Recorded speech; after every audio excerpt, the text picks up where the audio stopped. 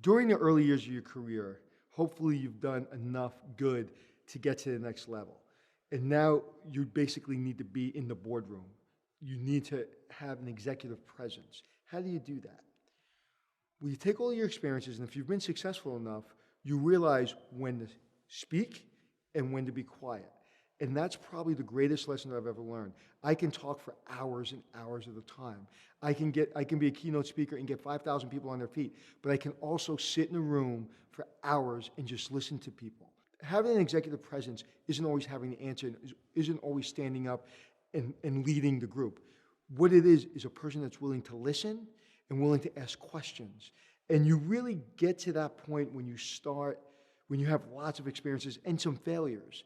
So there's no book and there's no person and there's no rule of law that's going to give you that presence. It comes from being insecure, then being confident. You have to go through that insecurity stage. You have to go through that mistake phase, and you have to start winning. And when you start winning, you get confidence. And the greatest confidence is to be quiet sometimes and let somebody else take their moment. And it's okay to let them succeed, even if you're just being quiet and you look, maybe that you don't look competent because you're being quiet. I've been in the room with a lot of great leaders. I'm like, they're not as smart as I thought they were because they were being quiet. And when it was their time to speak, they spoke and they led and they had something to say. And then you listen more intently. So executive presence isn't taught. It's earned, and you have to really pay attention to your instincts and to be able to read a room to start to develop that. When I was asked to take the first vice president job at Tishman here in New York City, it's a hotel and real estate company, and it's a very specific way of doing things. And I remember walking into the boardroom for the first time, and I was scared. And I had been in business 25 years, and I thought I was really good at my job. But I remember saying to myself, this job is more about listening and doing than speaking.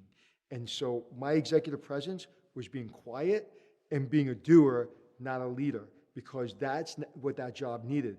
I was in the executive boardroom. I had a big job, made good money. I had people working for me. But my job was to do what Tishman instructed me to do and do it in a way that they instructed me to do it.